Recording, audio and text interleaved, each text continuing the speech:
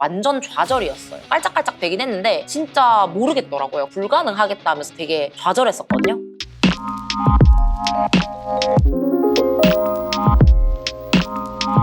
안녕하십니까, 곽쌤사입니다.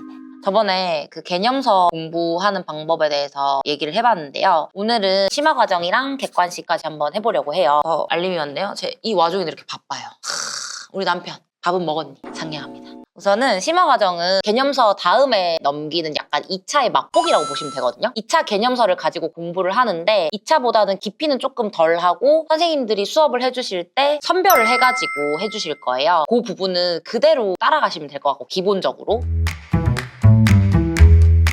재무회계 같은 경우에는 기본 강의 및 2차 연습서가 따로 있어요. 연습서 개념 정리를 반복해서 받고 많이 틀리거나 눈에 안 들어오는 문제는 제가 문제 위쪽에 항상 혼자서 막 네모를 칸을 뭐 3개나 한 5개를 만들어놔요. 혼자 먼저 처음에 풀어봤을 때 완벽하게 맞았으면 동그라미, 또는 약간 부족해서 풀이법에서 살짝 삐끗했다 하면 세모, 시원하게 틀렸다면 X, 이렇게 객관적으로 파악하려고 했거든요. 어느 부분을 반복적으로 풀어봐야 되는지 수시로 체크할 수 있게끔 했어요. 그래서 한 2번을 풀어봤는데 둘 다 동그라미가 나잖아요. 그러면은 다음부터는 거의 안 봐도 내가 아는 문제예요. 다음에 복습할 때도 그냥 눈으로만 훑어도 얘는 다음에 나와도 언제든지 나와도 내가 맞출 수 있는 문제. 근데 세모도 있고 X도 있고 하는 거는 좀 더 반복적으로 해서 동그라미가 나올 때까지 회독을 늘려가는 방식으로 했거든요. 하루 복습 마무리할 때는 그 단원에 연습장, 예쁘게 적는 줄눈 연습장이 있어요. 연습장에 오답풀이로 예쁘게 꼭 적어서 꼭 한 장 내로 정리를 해요. 그러면서 그 종이를 모아가지고 1장 또는 2장까지 집에 돌아가는 길에 눈으로 슝 해서 반복을 하는 거예요. 제가 책을 오랜만에 펼쳐봤는데 책에 이렇게 종이가 꽂혀져 있더라고요. 근데 제가 생각해보니까 그 당시에 연습장에 이렇게 한 장을 찢어서 만약에 리스료에 계산을 하는데 제가 이 문제를 계속 틀렸거나 이 개념이 계속 헷갈렸었나 봐요. 종이마다 모든 리스의 미래현금 흐름은 최소 리스료라서 1 더하기 2다 뭐 이런 식으로 한 장을 해서 이렇게 다 끼워놨더라고요. 틀린 문제도 괜찮고 개념도 괜찮고 정의도 괜찮고 적은 다음에 집에 갈 때 요거를 들고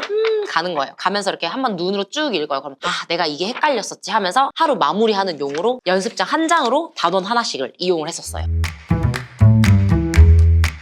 원가 관리는 강조한 문제 외에 필수 문제로 표기된 문제는 무조건 풀어보려고 했었고, 이때부터도 그냥 일목요연하게 연습장 종이에 풀이를 차근차근 써내려가는 연습을 많이 했었어요. 연습장에 만약에 내가 하는 풀이가 해답이랑 다르거나 뭔가 부족한 부분이 있으면 해답지가 진짜 일목요연하게 정리가 잘 되어 있거든요. 그 부분을 보면서 뺏겨가면서 흐름을 읽으려고 노력을 했었고, 그래서 흐름 막힌 부분은 재무회계와 동일하게 원가관리회계는 제가 문제 동그라미 X 세모 뭐 치면서 한 것까지 표시를 해보니까 많게는 한 문제당 10문제를 반복을 해서 풀었더라고요. 동그라미 뭐 하다가 X 나오면 이거 내가 모르는 건가 하면서 다시 풀어보고 해서 막판에 한 3번인가 4번 정도는 동그라미가 계속 나와서 이 개념 내가 알고 있구나 라는 거를 확실히 짚고 넘어갈 수 있을 때까지 문제풀이를 했었고요.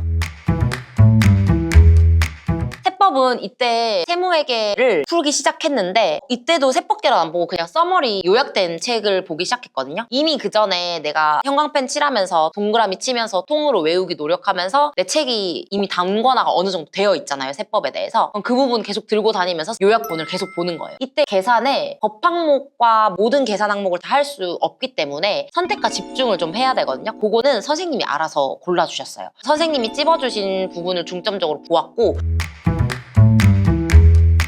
부가세는 거의 다 열심히 다 푼 것 같고요. 법인세는 뭐 기부금, 젖대비, 충당금 등 계산이 중요한 부분은 별도로 해서 풀었고, 세무조정 부분은 이해 안 가면 그냥 무조건 암기했고요. 소득세 부분은 이제 산출세 구하는 전반적인 흐름 정도까지 집어서 보고 풀이했습니다. 딜레마가 뭐냐면 심화 과정 때 세법학을 듣긴 들었거든요. 와, 거기에는 세법학은 정말 그전에는 계산으로 해서 예쁘게 했으면 됐는데 세법학은 진짜 처음부터 끝까지 내가 손으로 펜으로 다 써야 되더라고요. 그게 처음에 접했을 때는 이게 뭐야? 법령을 서술하시오, 뭘 판단하시오, 뭐뭐 했을 때 이렇게 판단되는 흐름이 이게 맞는지 외워야 되나? 판례를 외워야 되나? 막 진짜 엉망이었거든요. 사실은 어차피 지금 내가 이거를 외워봤자 외우지 못하겠구나, 지금 외워봤자 내가 2차 준비하는 기간에는 다 빠져나가고 없겠구나 생각해서 수업 시간에 내용 내용이나 한번 듣고 키워드나 좀 잡아서 문제를 크게 가져가는데, 예를 들어서 우리가 접대비를 하잖아요. 그럼 접대비에 정의가 있을 수 있고 접대비가 나오는 세무조정은 이렇게 있을 수 있다. 뭐 접대비의 판례가 이렇게 있을 수 있고 접대비랑 기부금이랑 뭐 판매 부대 비용이 다르게 작용될 수 있구나. 접대비랑 기부금이랑 판매 부대 비용을 구분해서 적어보자. 이런 식의 그냥 그런 내용이 있네 정도만 체크를 하고 넘어갔던 것 같아요. 그러고 이제 심화 과정이 끝나고 나면 객관식 과정이 오거든요. 제가 당부드리고 싶은 거는 분명히 양이 너무 방대해서 다 가져가진 못해요. 특히 그 동차생들한테는 뭐 한 번 보고 외울 거 아닌 이상은 못 가져가기 때문에 선택과 집중을 어차피 해야 되는 시기가 오거든요. 그럼에도 불구하고 그 개념서랑 심화 과정을 하는 동안에는 선택과 집중을 한다고 해서 내용을 아예 빼먹진 마시고 기본적으로는 다 훑어본다고 다 한 번씩은 다루고 간다고 생각하시고 진행하시는 동안은 열심히 하세요. 그 부분은 선생님들이 알아서 찝어주실 거고, 그리고 나중에 2차 가서 뭐 해보면은 그래도 한 번씩 다뤄본 거랑 안 본 거랑 손으로 써본 거랑은 정말 차이가 많이 나요. 그래서 이 과정에서까지는 뭔가 난 벌써부터 이 단어는 안 하고 가야지, 버리고 가야지 라고 하지 마시고 일단 기본적으로는 다 아우르게 한 번씩은 눈도장은 찍고 간다 라고 생각해 주셨으면 좋겠어요.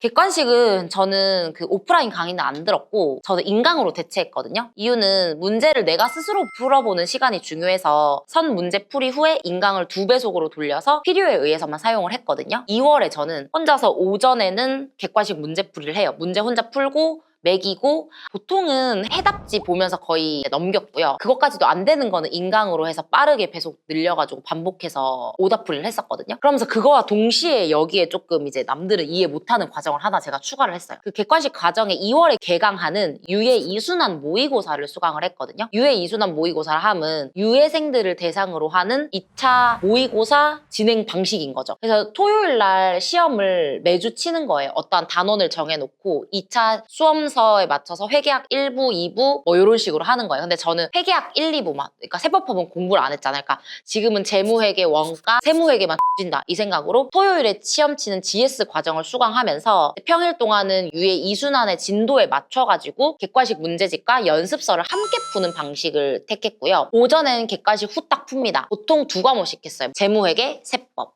원가관리회계, 세법 이런 식으로, 아니면 재무, 원가 이런 식으로 2과목씩 하루에 묶어서 했고요. 한 과목씩 하면 너무 지루해서. 그리고 문제풀이까지 해서 점심시간까지 끝냅니다. 한두 문제를 풀더라도 2차 준비할 때 연습 문제 풀이를 거르는 법이 없었어요. 왜냐면 이제 토요일 날 진도에 맞게끔 어차피 연습을 해야 되거든요. 토요일에 모의고사 보고 오면 강평을 듣느라고 밤 11시까지 꼬박 풀이를 했고, 모의고사 뭐 점수 역시 완전 좌절이었어요. 그러니까 내가 그 전에 심화 과정에서 2차 연습 좀 풀어본다고 깔짝깔짝 되긴 했는데 실제 시험 시간과 실제 시험 문제지식의 이 압박감과 연습서에 내가 풀어보니까 진짜 모르겠더라고요. 그래도 이 과정 동안에 내가 나올 수 있는 주제나 범위를 한 번 더 건드려 볼 수는 있겠지 하는 희망을 품고 존버를 했어요. 그리고 이제 3월 한 달 그 과정을 끝마쳤고, 그때 점수가 제가 기억하기에 막 채점했을 때 20 몇 점 막 이런 식으로 나왔어요. 답이 없는 거죠. 그때는 사실은 동차나 이거 2차 시험장에 들어간 건 불가능하겠다 하면서 되게 좌절했었거든요. 근데 일단은 견뎠습니다. 그렇게 하고 이제 3월 한 달 남은 시점에서는 기타세법, 뭐 행정소송법, 재정학까지 객관식 준비에 박차를 가했고요.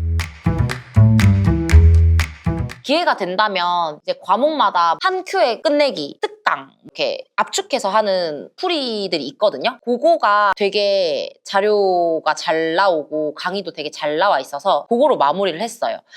특히 세법은 말문제가 1차에 많이 나오거든요. 그래서 객관식에 되게 유리해서 한 큐에 끝내기 이런 거는 세법에 되게 도움을 많이 받았던 것 같아요. 그리고 이제 1차 시험을 마무리합니다. 엄청 높은 점수는 아닌데 딱 매겼을 때 설마 내가 1차를 떨어지겠어? 라는 마음은 있었어요.